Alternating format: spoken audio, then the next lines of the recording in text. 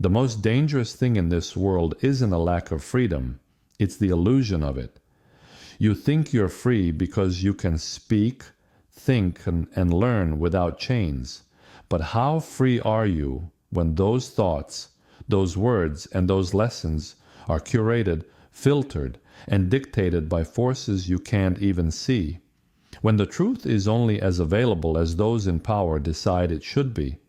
Freedom isn't a static gift. It's a fragile, fleeting privilege, stolen piece by piece while we sit, distracted, divided, and complacent.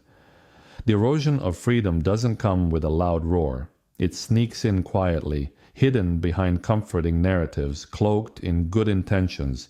It whispers, "This is for your safety. This is for your good." And before you know it, what was once yours to hold has slipped through your fingers. You see it everywhere.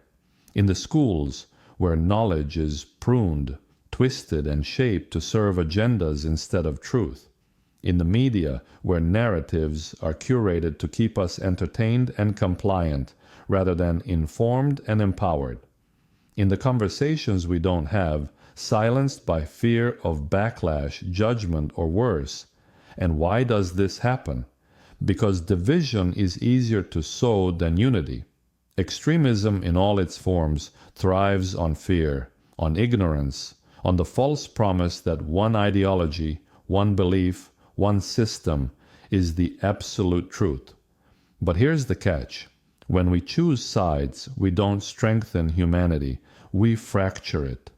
Every war, every collapse of a civilization, every dark chapter in human history began with one idea: we are right and they are wrong.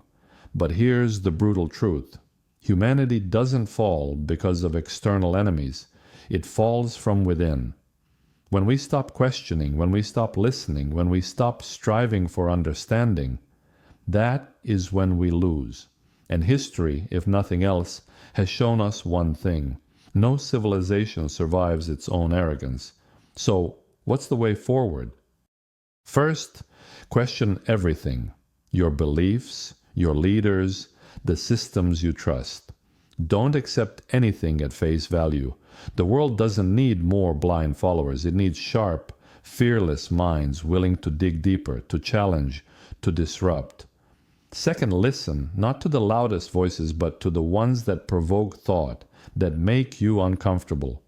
Growth doesn't come from comfort. It comes from wrestling with the difficult, the nuanced, the inconvenient truths. Third, reject extremism.